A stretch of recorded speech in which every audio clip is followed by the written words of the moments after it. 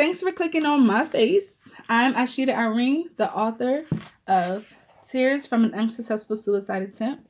And tonight I will be reading and breaking down the poem Starving. Starving is a poem that I wrote at age 17.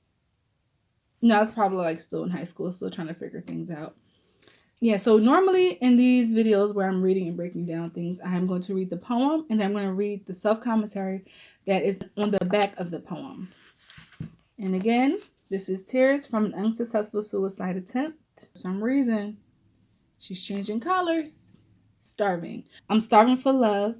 I'm starving for life. I'm starving for freedom. I'm starving for flight. I'm starving to live. I'm starving to run. I'm starving to give. I'm starving to be done. The cravings that I have just aren't bearable. As I substitute worldly things for these godly treasures, I don't know where to start. I don't know how to begin. All I know is that I have to win. I know I can do it. I have faith in me. I know He's got my back because in Him I believe.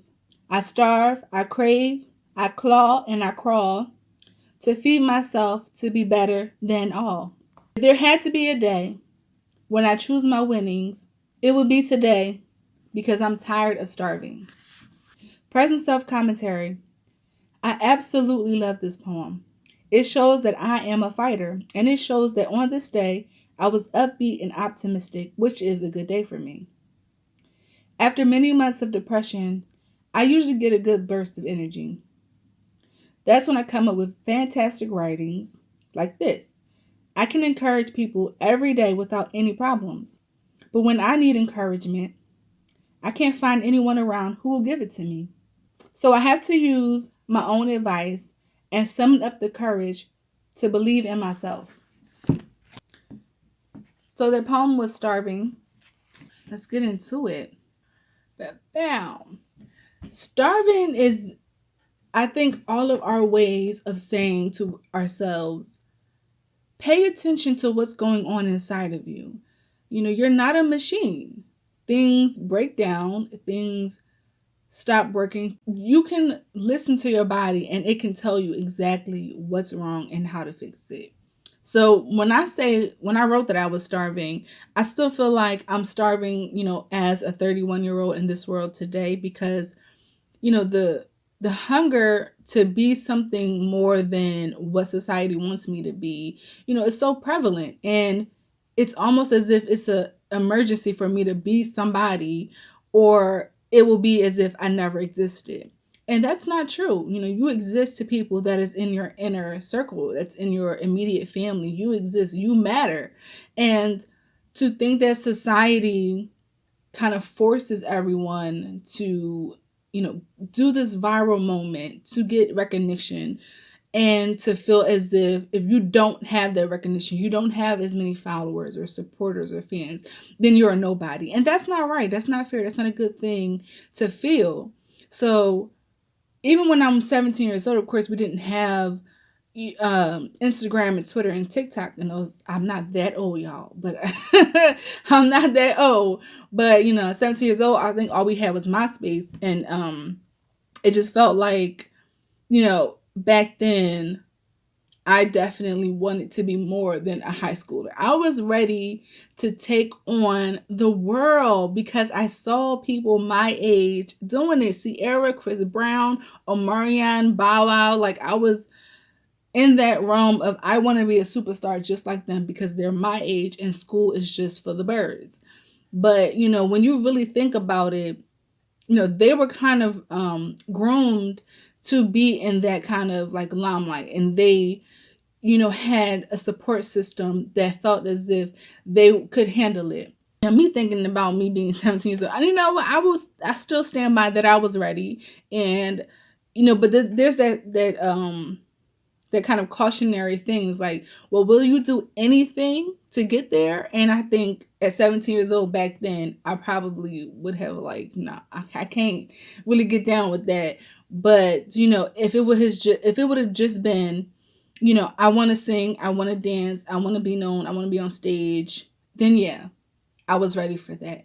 So when I was saying I was starving, it was like depression takes so much out of me. It leaves me empty. and I'm starving. I want to be filled with so much. And then the most important thing that I want to be filled with is love. And I want to be filled with it, and I want to give it. And it just feels as though, I've gone through my whole life without giving it and feeling it, because you can't give something that you don't have. And of course, back then, I had a one parent household, but I also knew where my father was, and I knew that, you know, he loved me in his own way. So it wasn't like I was void of love. It's just, it wasn't as much as, I thought I needed. And I wasn't one of those people that was like, well, if I don't have this love here, I'm going to find it somewhere else. It was like, well, if I don't have it, I'm just going to pretend I have it and keep going on as if, that's what I have. And that probably was a huge mistake. The senses is when someone is void of love, they go searching for it. I never did that. I'm not like a rare person or something like that, but it's just like I never went searching for it. I kind of was like holding my ground, waiting for people that I wanted to love me, because they're the people that should be loving me. Like, you brought me in this world, I'm going to hold you responsible for that. And I probably was like the only child that was like standing up to like my parents, my parents, and saying, hey, you gonna love me. You brought me in this world. That's your job, is to love me. Because I can't get it from these. I knew at a young age, like, I know turning to drugs and sex and all this other stuff was not going to fulfill me. I knew that being on stage, singing and dancing, and having the support of my family was all that I needed. Now at 31 years old, so many things have changed, and I will never get love that I should have gotten, or that I felt, or that I feel. If things would have turned out differently, I would have that love today. And it's unfortunate because when people pass away, they're gone. Everything about them is gone, and you cannot. That's a forever hole. That's a forever void, and you'll never get that love from them again because they're gone.